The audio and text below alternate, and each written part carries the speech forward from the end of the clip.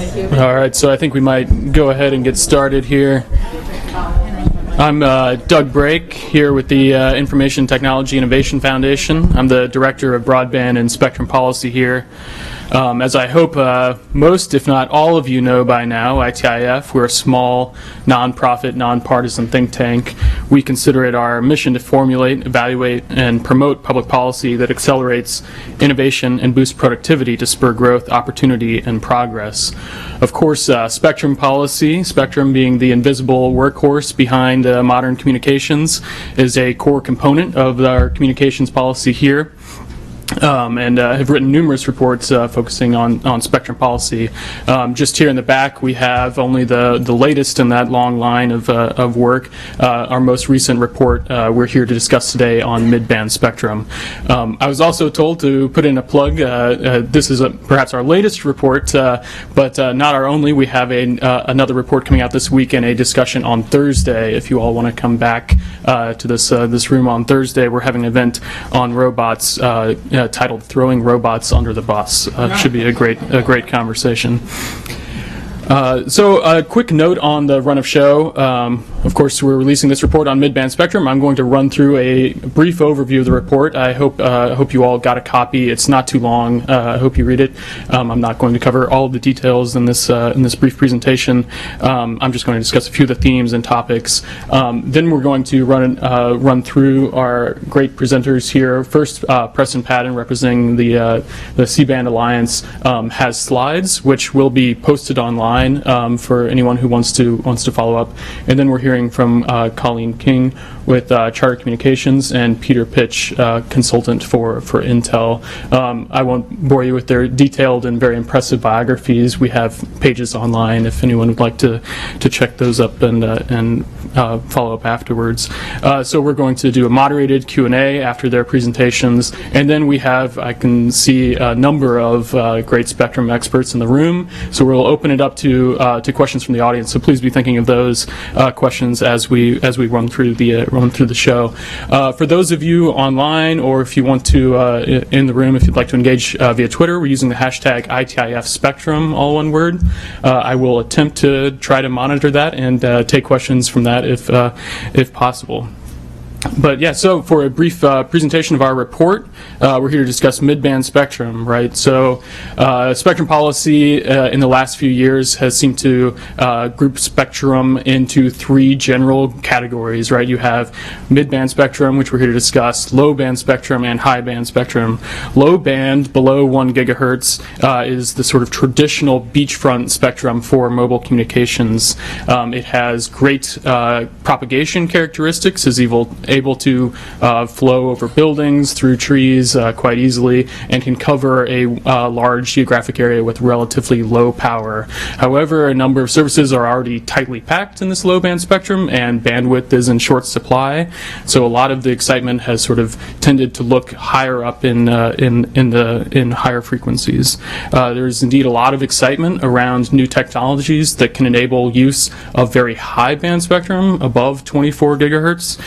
Who can leverage the large amount of bandwidth up there, relatively greenfield spectrum in those bands.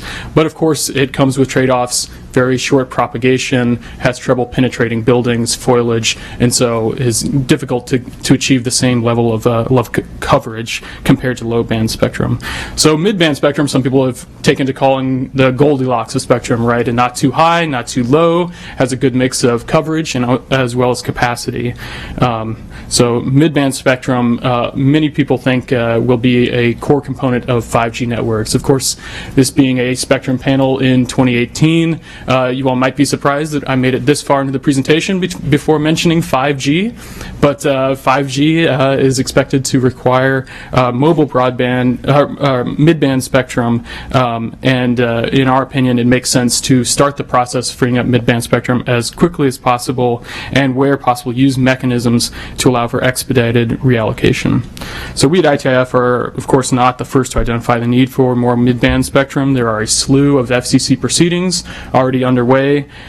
We have the finalization of the 3.5 gigahertz to CBRS band rules, just starting to look at the 6 gigahertz band for unlicensed services, as well as a potential re-examination of 5.9 gigahertz band with the DSRC allocation. There's talk about the educational broadcast service, the EBS band, as well as the continual pressure for looking at the L band for allowing Legato to make a more valuable use of that spectrum. And of course, with the star of the show today, the lower C band, right, the 3.7 to 4.2 gigahertz band, currently allocated for spectrum services. Conversation about potential mechanisms to free that up for mobile broadband. So, but I think it's worth backing up a little bit for a little bit more general conversation. We at ITIF have developed some high-level principles, general spectrum policy principles that we think can help promote innovation more broadly throughout the economy. So as a general matter, we believe spectrum policy should aim to promote allocations where a single service supports a variety of applications, enables sharing between multiple end users, and allows capacity to be dynamically adjusted between those uses. So to the extent possible, this isn't always possible with some specialized uses like radar, but to the extent possible, we should move away from purpose-built systems with fragmented rights when general internet networks can far more efficiently serve a broad array of applications. The classic example here, of course, is the taxi dispatch systems used to have specific spectrum set aside for taxi dispatch. Clearly now, we don't expect Uber to be bidding for spectrum in an auction. We can much more efficiently use mobile broadband networks for those types of purposes. The flexibility to serve different users and applications at the same time is one of the very most important reasons to encourage additional spectrum for commercial mobile broadband, as well as new allocations for unlicensed spectrum. It's simply far more valuable. There's this, I think there's a misplaced thinking out there that the logical limit of the Coasian thinking underlying much of the liberalization of spectrum policy in recent decades is simply spectrum allocation, spectrum auctions, and secondary market trading. I think we can go much further than that, right? With clearer rights, a clearer definition of rights, and parties interested in negotiating to efficient outcomes, the aim can be one of the FCC as arbiter of disputes and something like a recorder of deeds. And policy should generally encourage private actors to internalize both the costs and the benefits of what they choose to do with their rights to spectrum. That is to say, we should generally encourage participants to make decisions as to how a particular band is best used and be incentivized to gather the information needed to make this decision. This is all rather abstract, right? But these are some of the reasons why we find the consortium-based approach, this market-based approach that has been put out on the table to help reallocate the 3.7 to 4.2 gigahertz band extremely compelling. So I'm going to leave it to Preston to describe the specific mechanics of this approach. But folks claim that speed is one of the greatest advantages of this market-based consortium-backed approach to reallocating the C-band.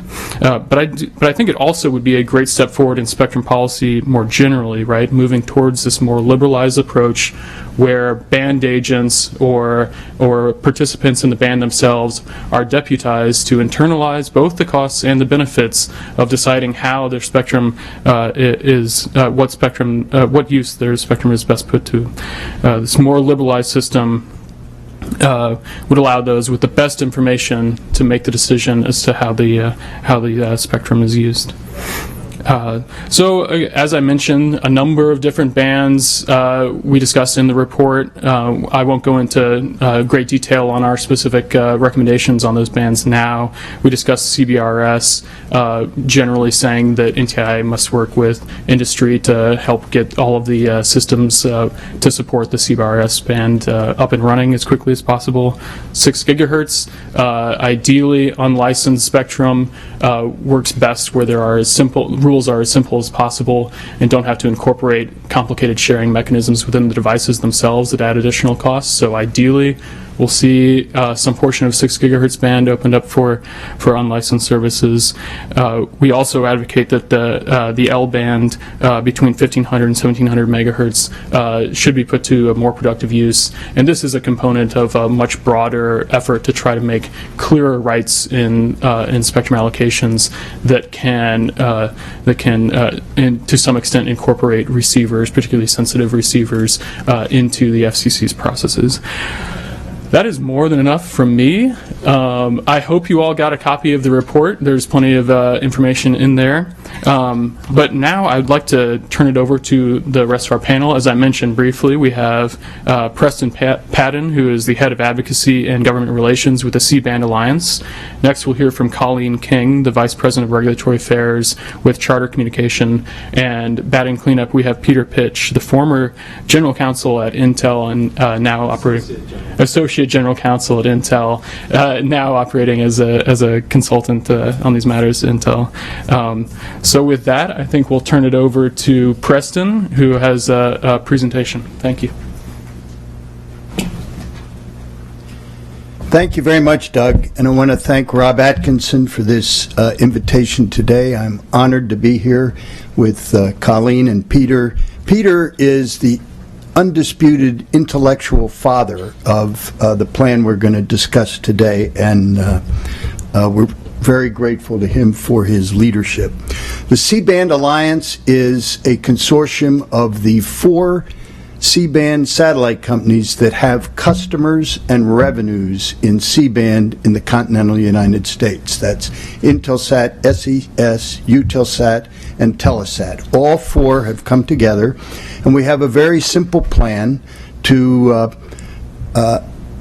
clear 200 of the 500 megahertz of C-band spectrum and make it available to wireless carriers and anyone else who wants to buy it for the purpose of deploying 5G systems.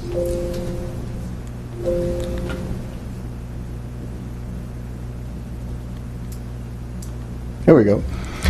So the first point I want to make is that we can't fail as a country in this race to 5G. You hear that from every organ of the government, from the White House to the Congress to the chairman of the FCC to the other FC commissioners. It's critical that we find a way to maintain our leadership in wireless communications as we migrate to 5G. As Doug said, C-band is sometimes considered the Goldilocks spectrum because it's neither too high nor too low. And in our view, the C-band spectrum is critical for bringing 5G to all of America. The millimeter wave spectrum is great for our dense urban canyons, but you cannot cover America in 5G with millimeter wave spectrum. As I say up there, it would be like trying to cut your lawn with a pair of scissors. It would just be futile.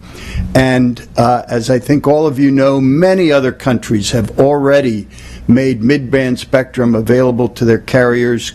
China, South Korea, Japan, many countries in Europe, and so we are behind at the moment in that regard. Our view is that the secondary market transactions, the kind of transactions we envision, are the only way to promptly and efficiently get this mid-band spectrum in the hands of carriers so that they can deploy it now. The FCC's auction calendar is already very full with hopes for a CBRS PAL auction by 2020. Any government auction of this C-band spectrum would come after that. Unlike private transactions, government auctions require lengthy rulemakings before the auction even begins to set all of the rules.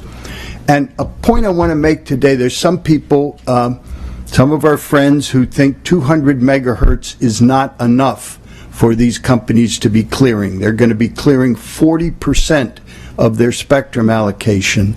And I just want to make the point to everybody that these carriers are under no legal obligation to clear even 1 megahertz. And any effort to seize the spectrum involuntarily, just as was the case with broadcasters in the incentive auction, would be met with at least a decade of litigation.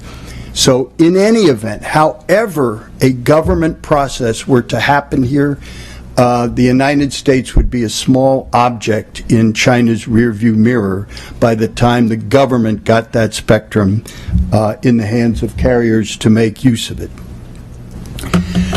Our 200 megahertz plan, somebody yesterday said to me, well, this is just a negotiation you're engaged in. That is not what we're engaged in.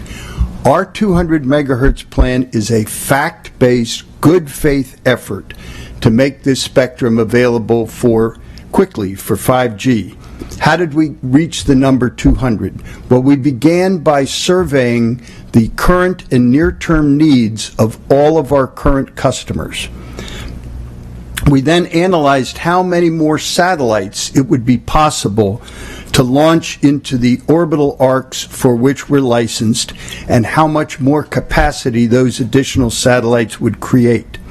Based on these facts, not some negotiation, the Alliance determined that we can free up 200 megahertz voluntarily and have it in the hands of carriers in 18 to 36 months after an FCC final order, while maintaining service continuity for all of our existing customers. And the opportunity to engage in secondary market transactions for this cleared spectrum is the financial incentive which creates the reason why the members of the Alliance are willing to undertake this costly, disruptive, and difficult clearing process. We want to help the government move forward quickly, and as a result, we are already planning the processes that we are going to utilize. We're going to be sending hundreds of certified letter invitations to prospective bidders to try to make sure there's not a man, woman, or child on the planet that doesn't know of the opportunity to bid for this spectrum. I heard Doug talk about Uber. They'd be fine with us if they wanted to bid for it. And we're going to make special accommodations for the rural telcos and wireless carriers who are interested in C-band. We have met with their trade association, the CCA. We did a webinar for their members the other day, and we're going to take particularly good care of the smaller and rural telcos and wireless carriers. Our plan is to work cooperatively with the FCC and the carriers on all of the technical rules that have to be sorted out, power levels, out-of-band emissions, all of those kinds of considerations, trying to reach a consensus. And the last bullet point I have up here, just to make sure our enthusiasm for our role in this project is not misunderstood. It is the FCC that will set the rules and make the key decisions in this process, and we look forward to working with them. There's tremendously wide support for our plan in the comments.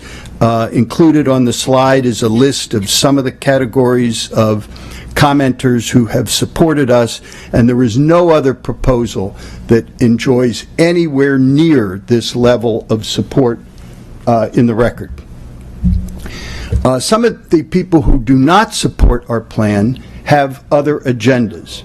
For example, TMO wants to slow our process until they know what's going to happen with their merger. We understand that. They're a great company. They are great people. But they can't hold 5G for America hostage while they pursue their second attempt to merge with Sprint. Cable companies were also not too enthusiastic about our plan. I think we all owe the cable companies a huge debt of gratitude for the hundreds of billions of dollars they have invested so that all of us have at least one source of high-speed broadband. But understandably, the cable companies are not really enthused about hastening the development of competition from 5G wireless, and so they're going to do everything they can to pour sand in our gears. And they say a picture's worth 1,000 words. I took this picture at a keynote at the Mobile World Congress Americas in Los Angeles in September. It was a kind of in-your-face taunt of the cable industry by the wireless industry, urging people to cut the cord and go to 5G home. And I think this picture illustrates why the cable industry is not all that excited about hastening 5G. There are two proposals in the comments that have been filed that we think should be rejected immediately. The first is the back proposal to introduce point to multipoint in the reduced FSS band that will remain after clearing, and they want to eliminate the full arc, full band operation that has been the hallmark of how this C-band spectrum has operated. The truth is, in order to clear 200 megahertz and operate in a reduced band, the C-band carriers are going to need full arc, full band more than they ever had in order to provide Bob Weller's constituents with the service they're used to getting. The other proposal we think should be rejected is by a group we call the No Customers, No Revenues satellite carriers. I told you the consortium includes every C-band carrier that has any C-band customers and any C-band revenue in the continental United States. An opportunistic group of carriers who have signals that incidentally touch some edge of the country, but who admit to having no customers and no revenues, are nonetheless trying to use the regulatory process to get a payoff, and we don't think they deserve that. The last point I want to make is that our current C-band customers are a priority for our alliance and for the United States government. The race to 5G is important, but so is continuing great service to our existing C-band customers.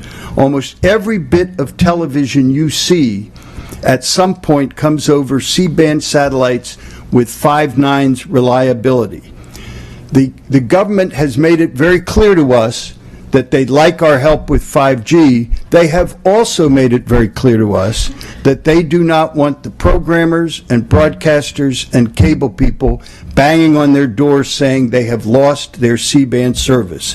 And that's why at the foundation of our 200 megahertz plan was the process of making sure that every C-band customer today will continue to receive C-band service, not some inferior substitute, and we will be covering all their costs of the transition.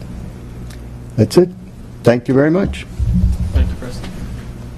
And next, Colleen, I think we'll transition now to just speaking from the seat now that we're done with the PowerPoint. So, yeah, I have Colleen, no cool PowerPoint, so that's I have fine. to set up to bash satellites or anything. No worries. But hi, everybody. Thanks for coming today, and Doug, thanks very much for inviting us to participate. As Doug mentioned, I work in regulatory affairs at Charter Communications, and my focus is actually on wireless. So I'm always pretty excited to get invited to a Spectrum event from Charter. And Charter is more than just a cable company. We're a connectivity company, and we're really excited about the future of connectivity, which is going to include, among other things, 5G. Charter's invested a lot in making sure we're ready to deliver, ultra-fast, high-capacity broadband to the our footprint, which is across 41 states. In the last, since 2014, we've invested over $30 billion in our infrastructure, which has enabled us to build out to underserved and unserved areas. And so we're investing that both to increase speeds. We have Spectrum Internet Gig across a lot of our footprint, but also we're really getting ready for 5G. The fiber intensification, we think, is really going to be key to delivering what we need for 5G. So we see ourselves as really key to the 5G solution, and we're excited about it. To us, 5G is not just a name, it's about connectivity. It's really the next generation of connectivity. And so that means a lot of things. Part of that is our Wi-Fi network, and wanted to touch on that. I know we're going to maybe discuss 5.9 a little and 6. So before we get to the licensed spectrum, also wanted to note how important unlicensed spectrum is to Charter. Let me start again. To deliver this connectivity, 80% of wireless connectivity in the home and office comes over your Wi-Fi network. We have over 280 million devices connected to our network. And so we're constantly working on that part of our network to make sure it's strong. We're really excited about 802.11ax. We announced we'll be the first to create that, to introduce that new Wi-Fi technology, which we see as a game changer. It's going to increase speeds, improve coverage, and allow a lot more devices to connect without slowing anything down. As the mother of 3 children who often want screen time right at the same time, I'm pretty excited about what we're going to be able to do there. A lot less complaining. And this Wi-Fi is important to us because it's key to our as a starting point for what our mobile strategy. I hope that you guys have all heard that we have launched Spectrum Mobile this year. We are Wi-Fi first MVNO. What that means is when you're in the home and office and in our outdoor Wi-Fi spots, you're on our Wi-Fi network, which is why we continue to invest in it. And when we also are partnered with Verizon using their cellular network. We think that combining these great assets leads to kind of a low-cost, really high-quality coverage for our customers within our footprint. So we started as a Wi-Fi first MVNO, but what we're looking at now is spectrum and how all these different spectrum proceedings the FCC is looking into now, how can we use that spectrum to increase service for our customers, increase the quality and speed of our service. So since I got to Charter, we've been actively testing a lot of different spectrum bands. We've looked at the millimeter wave spectrum, doing tests across the country in 28 gigahertz, to see kind of how that millimeter wave spectrum can be used to enhance our network. We've seen really promising results. It's going to, as everybody knows, it's going to allow things like virtual reality, internet gaming, multiple simultaneous 4K quality service, video service at the same time. So that we're excited about that 5G stuff. We've also been very interested, as many of you know, in the 3.5 gigahertz band. Done a lot of testing there. On the fixed side, we're excited about 3.5 because we think it really can extend our network. You go to the edge of our fiber network, and we're looking at how far we can go from our network using 3.5 gigahertz spectrum. I think we can use this to help move into lower, to underserved areas off of our existing fiber network. We're seeing good results there as well. We're doing above FCC broadband speeds at significant distances. 3.5 we're also testing extensively as part of our mobility plan, using the small cell networks and seeing how we can use small cells to increase using our network to increase our ability to provide service. Done extensive trials in Tampa and Charlotte. And then we're moving into New York and Los Angeles to see kind of how this works in a really dense urban environment. So with all of that, we're obviously really excited about spectrum and what's happening. The 3.7 band is an interesting band for us, having a cable services and a lot of video services, and also interested in spectrum. We are really supportive of the FCC looking, obviously, at the spectrum, but want to start by saying that, you know, as an incumbent, we provide a lot of critical and popular services to customers in this band, and so we have to look at it really carefully. It's a core component to our video business. We have over 16 million residential customers and over 500,000 small and medium business customers who rely on this band for their connectivity, their video programming. We have over 700 receive earth stations in the band, and we use this band, as Preston mentioned, it's its reliability. So we use it to deliver our premium and critical programming, most of our popular channels, and all of our must-have regional and sports programming. So when we look at this band and the possibility of making changes to it, obviously we have to look at it really carefully. So as a company with interest, they kind of bridge both sides of this debate. We want the FCC to make sure that there's really a fair outcome in this proceeding. You know, there's widespread agreement, as Preston mentioned, that this is really important spectrum. So we want to make sure that we don't sacrifice getting it right in order to do it quickly. Quickly is clearly one element of this plan, but it's not the only thing. And we want to make sure that we don't rush to do something that doesn't result in what the FCC would want with this important spectrum band. First of all, we want to make sure that the right amount is allocated, right? And the C-band Alliance has suggested 200 megahertz is the right amount. Other people say only 100 megahertz can be allocated. There's other plans out there that go up to 500 megahertz in certain areas. if for such an important spectrum band, it seems to us that you need to really understand what is the right amount to get right. We appreciate that the satellite people have provided that information. I think we just need to understand more why. He says there's facts out there. We're just making sure we all have the facts so we can all do a careful analysis as to understand why, what is the right amount to get out there. If we're going to stop it at 200, why? Should there be more, or is 200 the right amount? Because we think, really, at the end of the day, if this spectrum goes to just one or two major national carriers, and that's where this important spectrum band ends up in just the hands of two people, we don't think that that's a fair outcome. So in trying to figure out how much spectrum should be made available and where it should go, we think that the FCC really needs to look into and have the facts available to understand where it should go. On the flip side, we also have, as I mentioned, an important video business. And so we understand that they have noted that they're going to protect consumers. But there's a lot of people who think that you can't repack into 300 or 200 or however many there are. And we don't, when we talk to our engineers, we just don't have the facts available to understand that yet. We appreciate lots of mentions that they're going to protect us and that's the FCC has required this. But at the end of the day, for our over 16 million video customers, trust us really doesn't cut it. So we really just want to make sure that we have all the facts necessary to make an evaluation. We know what is the right amount that's going to be made available, and what for terrestrial, and what is the right that we're really going to need to make sure that our video customers don't receive any less service than they receive today. So we're looking forward to engaging. I mean, Charter continues to look at all of the plans out there. And to be honest, I'm on calls all day long with this, and really we need more facts. Every time we have a conversation about this, it really is, we're not sure we understand how you can evaluate this. And so we don't want to slow this proceeding down. Getting it right we don't see as sand in the wheels, but we do want to make sure that when this important spectrum is allocated in a certain way, that it's done correctly. And so that's what we continue to push for in this proceeding. Wonderful. Thank you, Colleen. Next, we'll hear from Peter. And as I should have mentioned, Peter, in working through Intel and Intelsat, was one of the originators of the initial proposal to rely on secondary markets to transition the spectrum. So we're very excited to have Peter join us and share his thoughts on these important spectrum bands. I've never been involved in a paternity argument before, so thank you.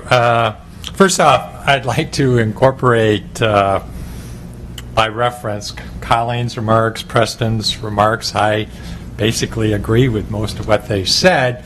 What I'd like to do in my 7 to 9 minutes is dive a bit more deeply into two questions. The first is the market-based approach superior to the regulatory alternatives, and will it free up enough mid-band spectrum for terrestrial mobile read 5G use? First, any analysis of the regulatory options here should begin by recognizing that the Commission and all of us face some very daunting, challenging questions. Consider the complexity and uncertainty implied in determining how much spectrum should be repurposed for terrestrial mobile. We have 2 or 3 inconsistent competitive uses. When should that spectrum be repurposed? Given that each satellite operator has a non-exclusive right to the full 500 megahertz, does the Commission have a quick solution to the potential holdout problem? What are the most cost-effective means of accommodating the 16,500 Earth stations out there? There are many different options. Some of them can be used in combination. Those options might change over time. We have a lot to learn from all of that. What is the right trade-off between time and money? Preston mentioned the 18 to 36 months. Well, maybe the mobile carriers are going to be willing to pay more to be closer to 18 months than 36 months. Well, what is the right way to strike that trade-off between time and money? And lastly, and this is not an exhaustive list, but lastly, how much flexibility should be built into this plan? So that over time, as we learn more about 5G demand or the value of the millimeter wave frequencies in large profitable markets, or how these various means of accommodating the earth station folks work in practice, the plan can adjust and we can make more optimal trade-offs. In short, this situation cries out for a decentralized, bottom-up, voluntary process that exploits incentives, exploits all the available information, in short, a voluntary market-based approach. Now consider all the alternatives. In contrast, they're far less voluntarily. Crucially, none of them has a solution, a voluntary solution anyway, to the potential holdout problem. And if you think about all of those other questions that I gave you about the amount of spectrum and the timing and the various means of accommodating existing users and so on, all of those other approaches don't have or put in place the incentive structure to optimize those decisions. In fact, what they do is they require the Commission to make many technical and difficult economic decisions or threaten to make those decisions, and that's going to lead to two things, almost certainly. One, a lot more mistakes, and two, our new friends in the satellite world and their politically influential customers are going to oppose this mightily, and that's going to create tremendous delay. And we're talking about additional years of delay. If you look at the joint pleading that we filed with Intelsat and SES, you'll see an appendix by a noted economist, Coleman Bazelon, and he estimates that the cost of delay each year is on the order of 7 to 12%. That is, we lose 7 to 12% of the benefit to be had. And that benefit is on an order of magnitude greater than what the mobile carriers are likely to be willing to pay for it. So delay is enormously costly. The second point that I'd like to consider is the contention that the market-based approach won't free up enough spectrum. Now, I want to emphasize Intel's interest here is strictly in promoting 5G. We have no direct economic interest in the wonderful members of CBA. What we want to see is spectrum made available for 5G as quickly as possible. So we empathize with the various arguments that many in the 5G community make, that 200 megahertz is not enough, that mobile demand is burgeoning, that China, Korea, Japan, Europe are all moving ahead quickly on this band, and so on. But we also recognize, and this is what drove us to formulating this idea, that not everyone agrees. And even more fundamentally, we don't know definitively the answers to those various questions I listed a moment ago. Now, there are a few things that we can be reasonably confident about. The first is that in the near term, 200 megahertz is a plausible number. It is almost certainly the case that you can groom 40% of the frequencies much more quickly and at much lower cost than you could do something far more ambitious than that, which would require building and launching additional satellites or building out fiber, because at the end of the day, you want a nationwide footprint.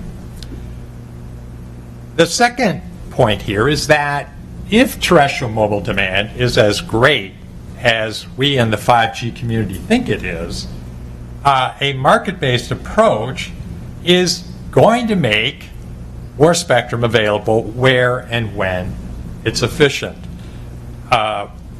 We strongly support giving the incumbent satellite operators flexibility over the full 500 megahertz. We want them to use Doug's point, for them to face the opportunity cost of not using all of that spectrum for terrestrial mobile. But we also think we should have the courage of our convictions. If 5G is as great as we think it is, more spectrum is going to be available where and when it's efficient. I can't get Preston to agree to that today, but no one in this record claims that the satellite operators are economically irrational. Now, some have argued that CBA might gain substantial market power in the relevant spectrum market, making it profitable for them to restrict output below what would be efficient or what would be achieved in a competitive market. Now, answering this question, it's a more sensible economic question, requires deciding what spectrum should be in that relevant market. Again, I refer you to Coleman Basselin's work in our joint pleading. He determined that, and I think conservatively, because it doesn't include much of the existing terrestrial spectrum or any of the millimeter wave spectrum, that number should be about 900 megahertz. Well, if you do the arithmetic using accepted demand elasticities, it's pretty straightforward. It is not profitable for CBA to anti-competitively restrict or hold off 100 megahertz, say, not do 300 instead of 200, if in fact that were efficient. Finally, again, I just want to emphasize that if you look at the full record, often the argument is made that this spectrum will be enormously valuable for 5G. Indeed, that the carriers will be willing to pay enormous amounts for this spectrum. Now, compare that argument with the too little spectrum contention. We should get into this in the Q&A session, and I think that will be more fun. But for now, I just simply ask you if the value of the band is anything close to what we in the 5G community think, how likely is it that CBA or the carriers, satellite operators, will leave inefficiently any spectrum on the table? So I'll stop there and we can go to the questions. Wonderful. So I have a few moderated Q&A questions teed up, but I know we also have a number of experts in the room, so want to leave plenty of time for questions. First, before we dive back into the licensed spectrum conversation and the C-band, Colleen, I was wondering if maybe we could start with you, and if Peter and Preston have any thoughts on this, if we could talk a little bit more about the unlicensed proposals in the mid-band range. Here, I'm curious specifically your thoughts. We have 5 gigahertz already allocated to unlicensed services, and there's a proceeding at the commission looking at the 6 gigahertz band, and right in between there is the 5.9 gigahertz band currently allocated for auto safety technology, the DSRC dedicated short-range communications technology. There's been some momentum, some back and forth conversation about looking to reallocate a portion of that spectrum to unlicensed use. A couple of different competing proposals, potential NHTSA mandate. There's a lot going on with 5.9, at least over the last 5 years or so. I'm curious what you think of where 5.9 fits in with the broader 5 and 6 gigahertz band, and what we might see happen with that band going forward. Sure, yeah, I'm always happy to talk about 5.9 and even 6. I'll start with 5.9 because it is really the key band that we see that can be really the most helpful for us as far as an unlicensed band that can provide the unlicensed spectrum we need to almost immediately allow increased use for our Wi-Fi. Wi-Fi has been an incredibly successful technology. Unlicensed spectrum, there's all kinds of studies out there about the value of unlicensed and really all of the great things that happen in unlicensed spectrum. My engineers tell me, unfortunately, it's almost too successful, and we're running out of room for it. And so the 5.9 band is immediately adjacent to our 5.8 band, which is really the band that is our workhorse band for Wi-Fi right now. The 5.9 band has 75 megahertz of spectrum that was allocated over 20 years ago, I think, to DSRC, which is a specific auto safety technology. I think it was one of the last times the FCC kind of used this form of spectrum allocation where it was dedicated for one specific service. It was, the cable industry, Charter in particular, did definitely not have a problem with auto safety, but this band doesn't seem to be working. DSRC is not technology that has really gone anywhere. There's trials out there. I think there's 1 or 2 cars on the road that have it, but unless every car on the road and all this infrastructure is built in order that has the same exact technology, it's really not going to work. So we think it's great that the FCC seems to be, NCTA, the cable industry, has filed an ex parte asking the FCC to really give a fresh look to this ban. Look how we can look at this ban and can it be opened for unlicensed use. We think that there's space in the spectrum bands for unlicensed use, which can immediately help our Wi-Fi problems and also without harming auto safety. So we're excited. We think that the FCC is hopefully going to move forward. We've heard soon, hopefully, to really take a fresh look at this band because we think it's the key to quickly. I mean, our equipment can almost immediately be used to do this. What it really gives us is this really big contiguous 160 megahertz channel we can use for WiGig. So really for our Wi-Fi system, which as I mentioned is really key to our infrastructure. This is this band that my engineers ask me about pretty much weekly and sometimes daily about what's happening in this band. It's really a band that we think can immediately be really useful and really helpful to consumers. And we think there's a way to do it without harming auto safety. So we're excited the FCC is really going to look into that and figure out what is the best way to allocate this spectrum. Unfortunately, that's probably at the end of the day not going to be enough. It's a good near-term solution, so we really are excited about 6 gigahertz and the FCC continuing to look for additional unlicensed spectrum. 6 gigahertz does have incumbents in it. We want to make sure those are protected.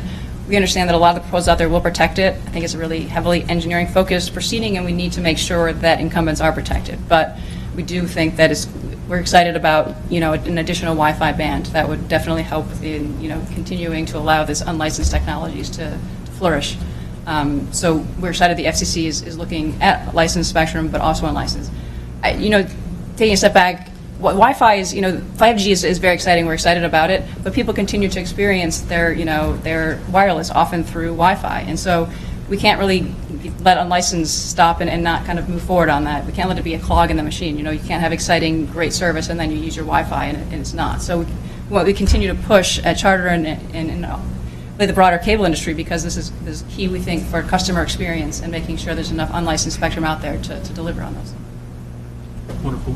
Well, I would just say briefly, early on, the industry got together, a very broad coalition of companies that often favor unlicensed and companies that often favor unlicensed, got together and went to the Hill and went to the Commission and said the mid-band 5G effort should have 2 prongs for technical and economic harmonization reasons and so on. The 3.7 to 4.2 should be licensed, and the 6 gigahertz should be unlicensed. And Chairman Thune sent a letter to the Commission. Chairman Pai moved quickly on it. Now we have 2 rulemakings looking at it. Intel strongly supports the 6 gigahertz unlicensed proceeding as well. Obviously, the incumbents need to be able to expand, and they need to be protected for harmful interference, but we're hopeful that that can happen. All right, great. So one of the reasons I find the 3.7 to 4.2 band so fascinating is it implicates pretty much everyone in the communications sector. Most every party has some interest in this band in one way or the other, either as a customer of the satellite services themselves, or those interested in 5G mobile technology or operations, right? And even within each particular industry, you don't find uniformity on this policy question, right?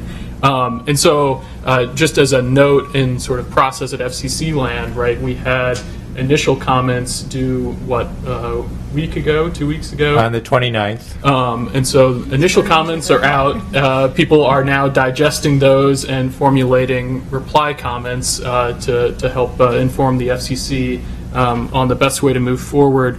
So Preston, maybe, and throw it open to the panel, but maybe we'd start with you, Preston. I'm just curious, now that you've seen initial comments, Were there any surprises? Was the CBA disappointed? Were you excited by the enthusiasm? Your takeaway with the sort of general tenor of the comments and the record so far. Well, thank you, Doug. We were very gratified by the broad support in the record for our plan.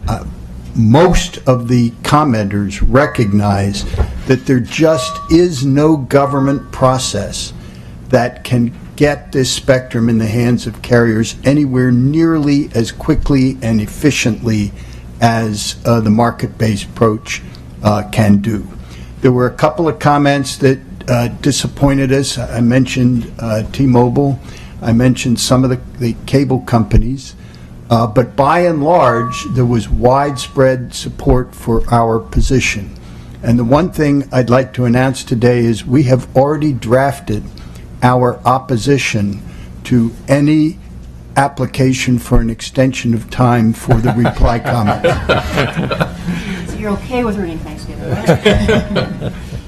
Peter, Colleen, any general reaction from the comments? Were you surprised by the diversity of opinions, or any initial? I mean, I was, I think as you noted, this proceeding is incredibly widespread. It really touches on a lot of different people, and as a company who's trying to, protect, it has an existing business that requires this spectrum right now, and as a company that's looking at a lot of different spectrum options. There's a lot to digest, and we're quickly moving through it and figuring out, really what is best to try to make. So to allow the FCC, what policies we can help support. That we really think we're going to let the FCC make policies that are right for this important spectrum band. Generally, very pleased. I think waggishly, I'll say that some of the opposing comments make me think of the old story about the lawyer who says, "Your Honor, I will show first that my client never borrowed the vase from the plaintiff. Second, that it was not cracked when he returned it. It was in perfect condition, and that it was perfectly fine when he borrowed it." So, there's issue. If we get into the windfall argument, for example, I delight in the tension between the implied inconsistency, because some people oppose it simultaneously because, oh my gosh, the spectrum will be so valuable, and then on the other hand say, oh, there's just not enough. We can't trust this process. It's too uncertain. We can't be confident that enough spectrum will be released. If I could say one more thing, we're meeting with lots of people, certainly trying very hard to meet with anybody who would have any interest in getting some of this spectrum. And like Charter, I mean, we heard from Colleen, she's a little bit of two minds. I mean, they've got their existing video business that rides on C-band satellites, and they don't want anything to happen to that. And then they have ambitions in wireless, and is 200 the right amount? We had another big company that's very big in wireless networks and very big in television programming came in, and it was almost like two meetings. It was like, wearing our wireless hat, we need you to clear more spectrum, and wearing our content hat, we're really worried that you're clearing too much spectrum. And I want to reiterate, we started with the question, how much spectrum do we have to keep to continue to provide first-class C-band service to every customer we have now? And that's the foundation of our proposal. Real quickly, before we jump into some of the criticisms of the CBA proposal and potential remedies, I just wanted to, for those who aren't intimately familiar with the band, I was hoping that we could discuss with a little bit more clarity this full band, full arc policy. This is something relatively unique to the band. Peter, I don't know if you wanted to just briefly describe what this means and how it contributes to potential holdout. So I alluded to this initially, right? Each of the eligible satellite operators has a non-exclusive right to use the full 500 megahertz and enter into arrangements with its customers or the Earth station users who those customers serve to use any of that. On the other hand,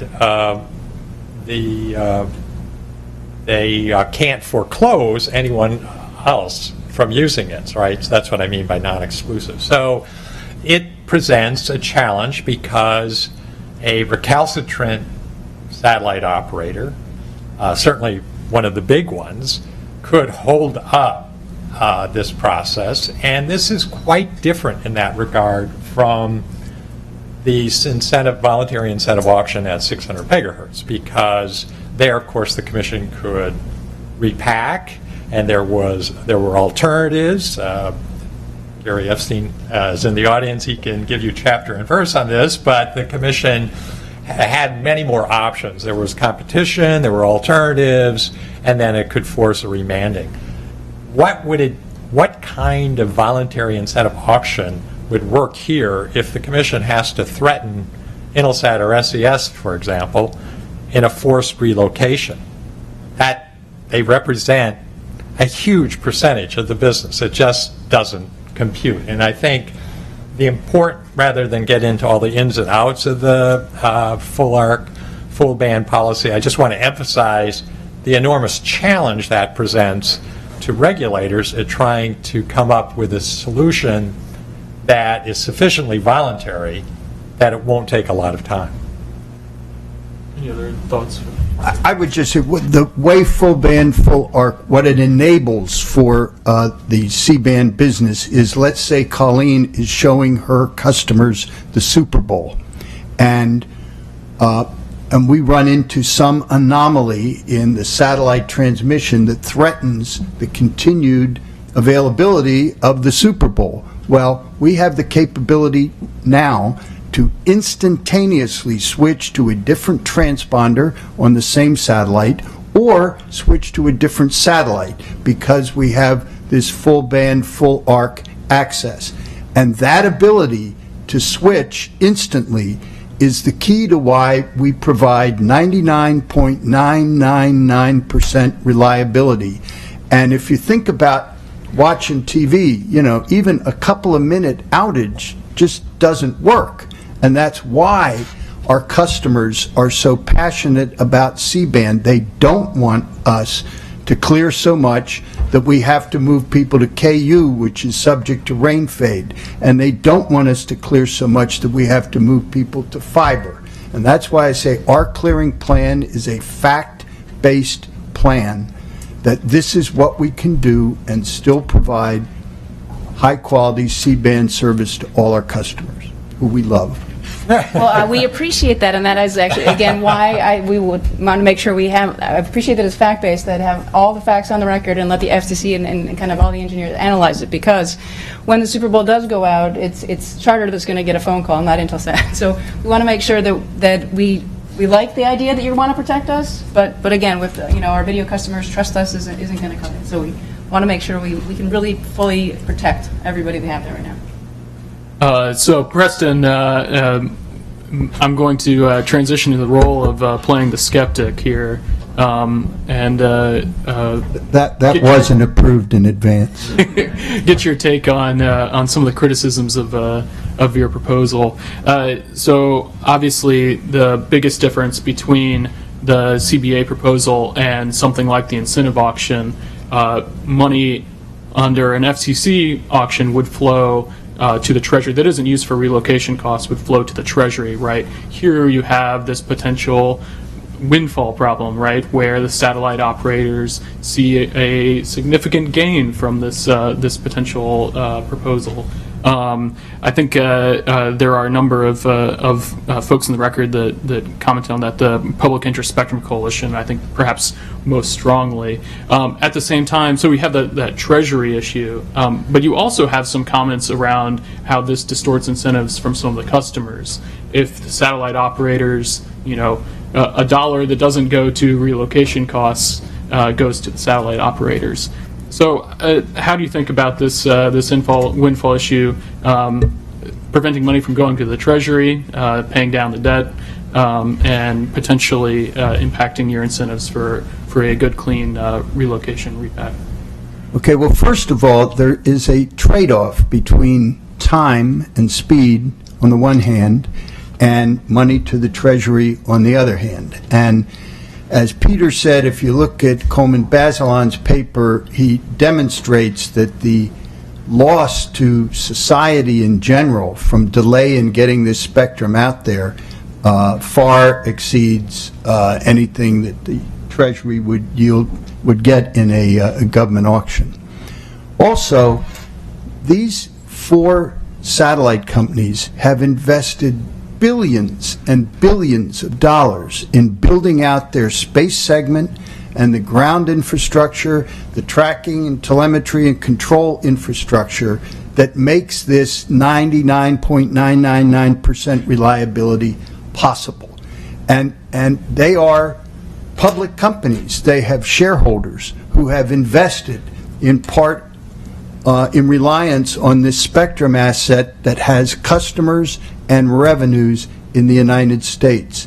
It would be a breach of their fiduciary obligation to not try to get compensated if they're giving up 40% of that asset. So we don't see it as a windfall. It is, in fact, the incentive that is going to drive the voluntary clearing of 200 megahertz of Goldilocks spectrum to help bring 5G beyond our urban corridors where it can reach with millimeter wave spectrum. And your last point that we might go cheap on taking care of our current customers to save $1. All I can say, these companies are in the C-band business. That's the business they're in. They're not going out of business. They're going to stay in that business. And to stay in that business, they have to keep their customers happy. So, Colleen, I promise you, your technical people will never have been loved so much in their lives. Is that going to be written into the Yes. FCC rules? Yeah, but it's probably already in contracts between your various companies. I mentioned this windfall argument. Windfall, I prefer to call it undue profits, is the fool's gold of spectrum policy. Doug, as your paper points out, the first and foremost what spectrum policy managers should do is make sure that spectrum is put to its highest and best use as quickly as possible at lowest possible cost to society. And as my remarks hopefully made clear or persuaded you, the market-based approach is the approach that is going to do those 3 things far better than all the alternatives. Far better. All the alternatives are a distant second. It's going to put spectrum to its highest best use where and when it's efficient. It will do it more quickly, and these companies are going to figure out how to do that at least possible cost. I want to emphasize this point that both Preston and I have made. It isn't just Coleman Bazelon, Tom Hazlett, a number of people have looked at the ratio of the market value as determined in an auction and the likely societal benefit from making spectrum available, and the accepted range is 10 to 20 times the difference. Okay, so the next time you hear somebody say, oh, at auction, this spectrum would generate X billion dollars in revenues, just remember that the societal benefit from getting that spectrum in the marketplace is going to be 10 to 20 times that. And Coleman has estimated 7 to 12% loss every year for the delay. We're among friends here, let's use 10%. Every year, each and every year, that spectrum is delayed. You're delaying the starting of that benefit. So consider this. You can get auction revenues 5-10 years in the future, or you can start getting the societal benefit now. The arithmetic is basically 10% times 10x versus x. Every year you lose the auction value to society from delaying the benefit of this spectrum. So it is a huge misplaced concern. The key thing here is getting that spectrum in the market. One of the commenters cheekily said, well, this does not put America first. These aren't my words. They used that phrase. And it made me think back to when I was working on the millimeter wave proceeding, where we were fighting the satellite folks tooth and nail. And this was the decision that the Wheeler Commission made in July 2016, wherein they used flexibility, and a particular satellite company was able to enter into a deal with a particular carrier, and they did it in advance of the Commission promulgating rules. So I'm going around the world talking to policymakers in Korea, Japan, China, Europe, and I would tell them, well, in 2 months, the Commission is going to allocate and assign 850 megahertz of 28 gigahertz spectrum. Invariably, their jaws would drop because they knew that was more than 3 years ahead of the WRC-19, which is going to designate 5G spectrum, even began to meet. Right? So now ask yourself, in the case at hand, what are the champions of 5G in China, Korea, and Japan, and Europe going to think if the Commission promulgates rules here expeditiously and CBA within months de facto determines who the licensees are in that 180 megahertz of spectrum? Are they going to say, oh boy, the FCC didn't put America first? Or are they more likely to say something like, expletive deleted, the FCC did it to us again? You know, it's just that straightforward. So I think the windfall argument is very misplaced. Wonderful, thank you. With that, I've got a few more questions, but first I want to pause and check with the audience, see if anyone has questions either on the specific C-band alliance proposal or on mid-band spectrum more generally. Yes, we have one right here. If you could identify yourself, appreciate it. Thank you. Trisha Paoletta, Harris, Wilcher, and Grandis, and I have no dog in this fight, so don't put any weight on my comments, and it's kind of driven by ignorance. But globally, you're seeing a lot of interest in 3.4 to 3.8. Obviously, mobile will take spectrum where they can get it, but does your band, and this is a two-part question, does your band contemplate trying to free up the lower range and kind of squeeze up the band if that's even technically possible? And I also thought the C-band, in the 3 gigahertz was paired with C-band spectrum in the 6 gigahertz. So does your plan also contemplate, if it does squeezing up the band in the lower C-band, contemplate making more spectrum available in the paired 6 gigahertz range? Sure. We do plan on starting at the bottom and clearing 200 from 3.7 to 3.9. So that's our thinking there.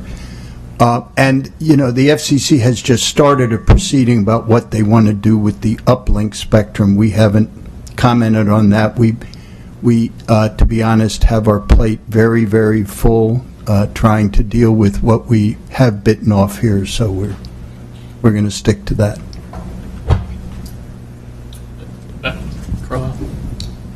Jeff Carlisle with Jeff Carlisle. And I also have no dog in this fight. It's just a question.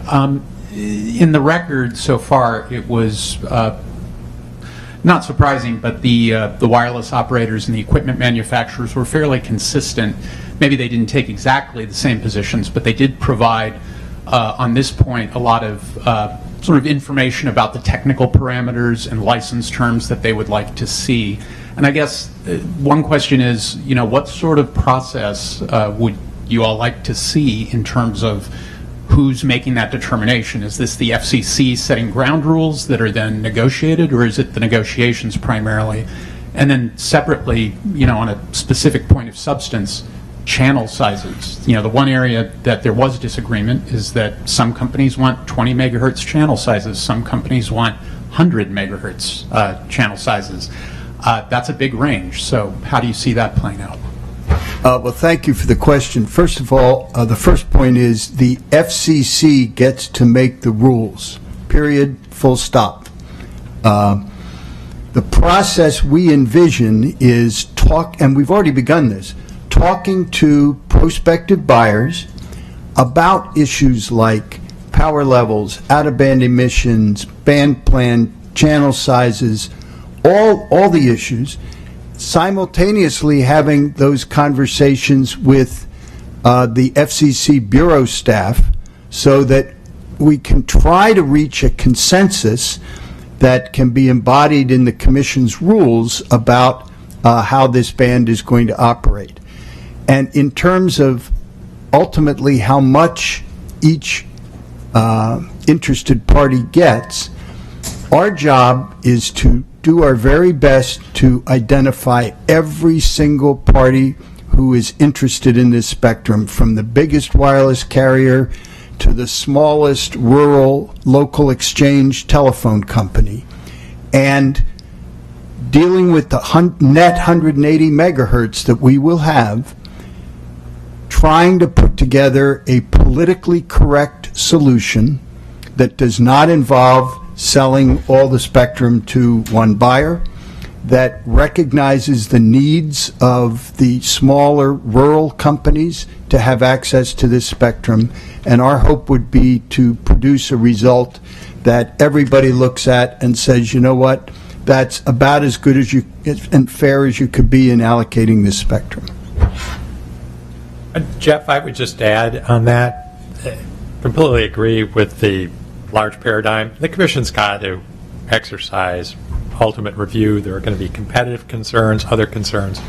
But you will not be surprised to hear me say, I think it will be really valuable for CBA to be sitting down with the carriers and finding out how they're striking the trade-offs. And as you know, if you have 20 megahertz, you're not really going to have what most people call 5G.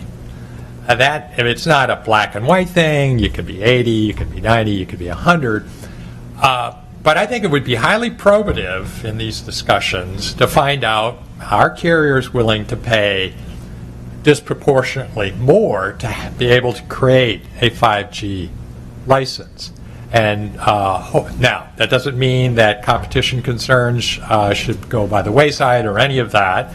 As you've heard me argue again and again, I'm hopeful that if not initially, down the road, more of this spectrum is going to become available.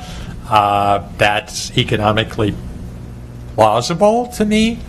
But what I like about this process is that in the initial going, the Commission and those of us watching this process are going to have a bottom-up, very objective assessment of what the relative value of these various technical parameters is. And if at the end of the day there isn't a premium for doing larger licenses, then maybe 20 megahertz licenses are appropriate. I'm, as you can tell, somewhat skeptical. Hi, Joe Kane with the R Street Institute. I wanted to talk about, as President, about something Peter's been sort of alluding to a while about the how much we clear and what people are willing to pay for. That how do you know ahead of time that 200 is the right amount when if the carriers come up to you and they're going to offer you more than your wildest dreams, then you'll be able to buy all the new fancy satellites that you want. How do you know now that 200 is the right number? Because Excellent question. I'm not touching that question. the 300 that we would be left with is the minimum amount we need to service our existing customers with first-class C-band service when we have fully populated the orbital arcs that we are licensed to use. So, I mean, there comes a time when you cannot put any more satellites up there because we don't have any place to put them. And we did the analysis of our customers, Colleen's current and near-term future needs, their interest in moving to 4K, some people talking about 8K. At the same time, we factored in improvements in compression that are reasonably foreseeable down the road, and we worked very hard to figure out how much we had to have to keep serving our customers, because that's our number one priority, and the answer is 300. So we know that's the right number, and you can take it on faith. That's our problem, is the taking on faith part. And again, we don't, I don't think as somebody like Charter, who has receiver stations and is using this programming, we just don't have yet the information to understand what is the right number, both first to protect, and to make sure. How about if we meet at 2:30 today?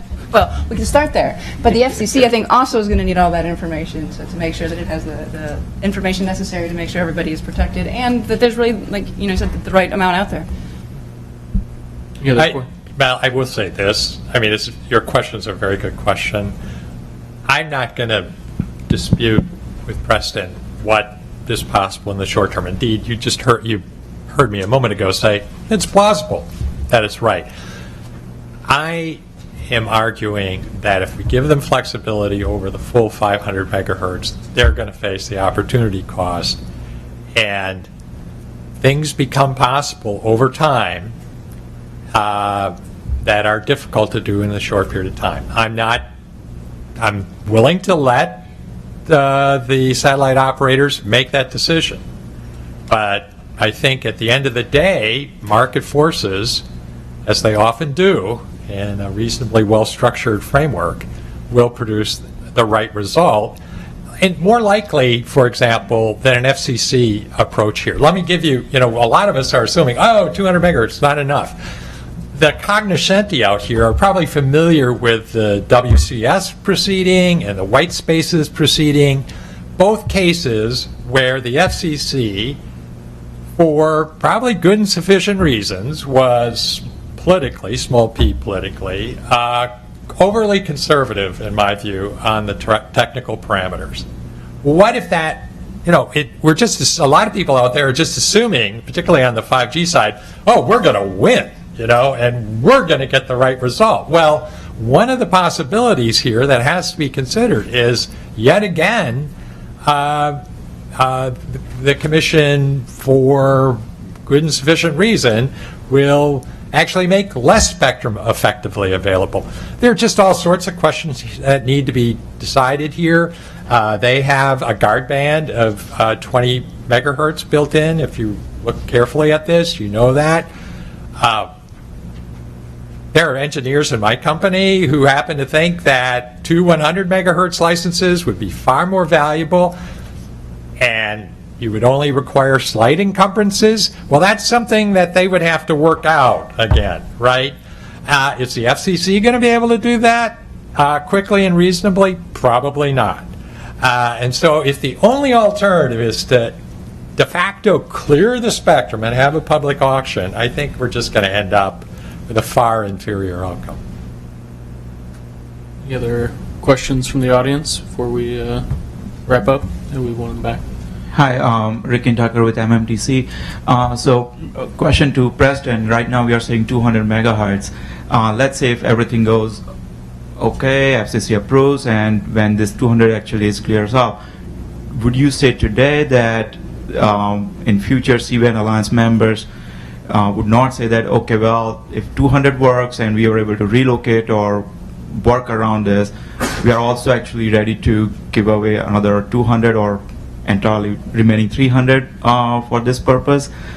Because other industry alliance where operators are actually represented significantly, they are asking for full 500, or they are saying that each of our major operators would require 100 megahertz each from the mid-band.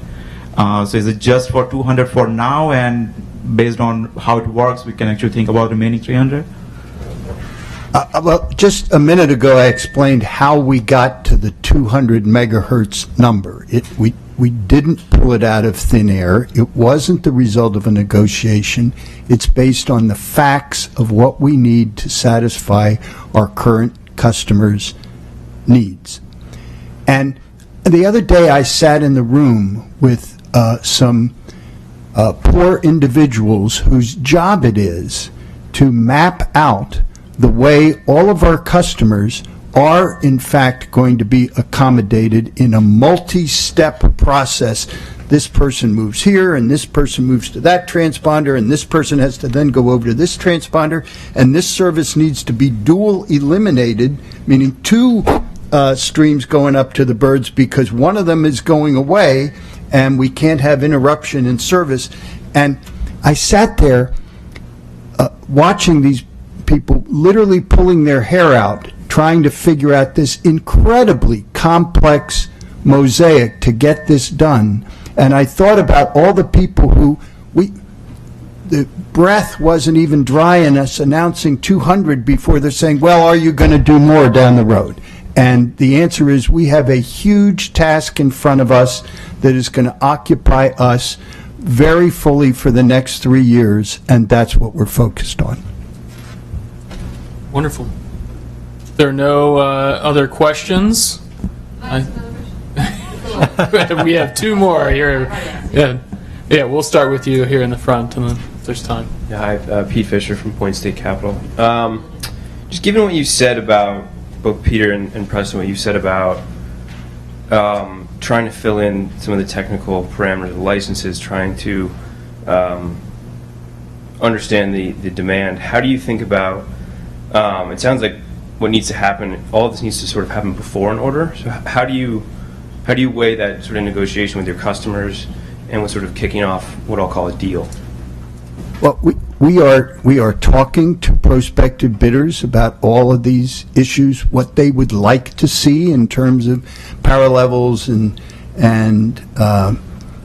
band plan, and we're having the same conversation with the staff at the FCC. And you're right, it will be ideal if we can reach a consensus on as many of these issues as possible. Having said that, I want to say again, the FCC is the one that gets to decide these issues and make the rules, full stop.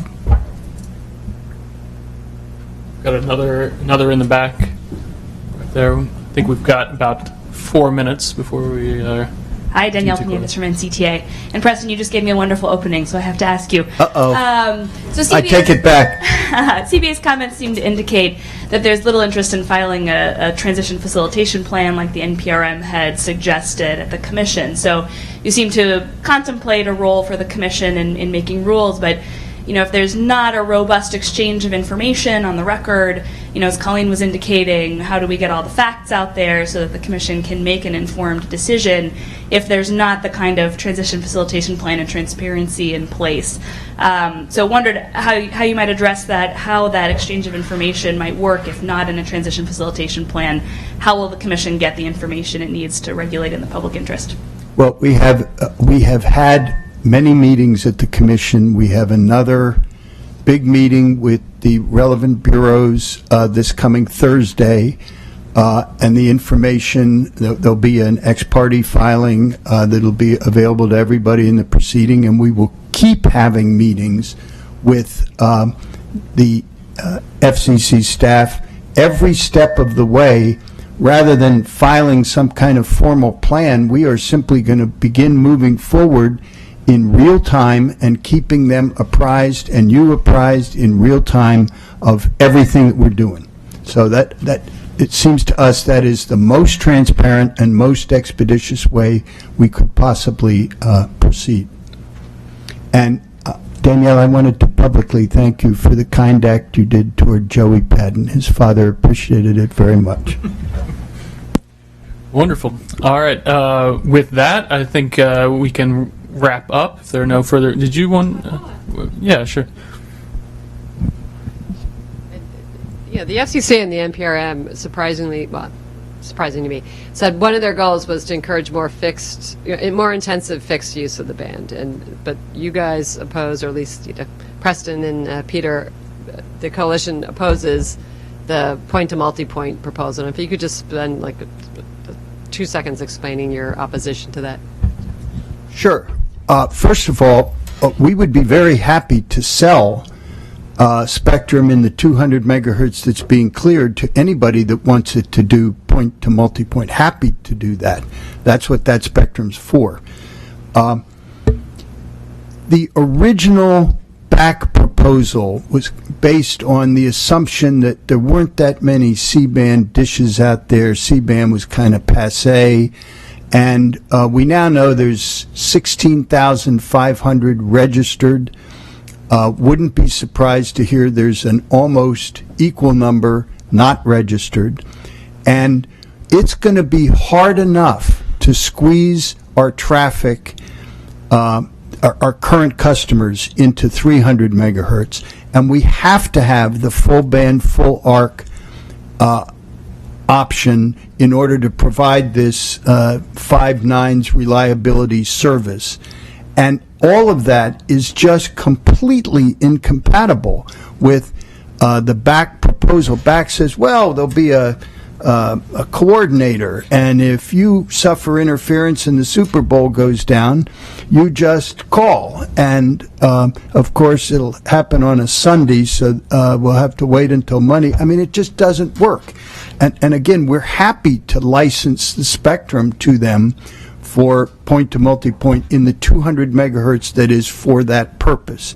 But their proposal requires us no longer having access to full band, full arc, and we cannot clear the spectrum and operate in 300 megahertz without full band, full arc. Just full stop. I largely agree with that. I'd sum up in 2 words: opportunity cost.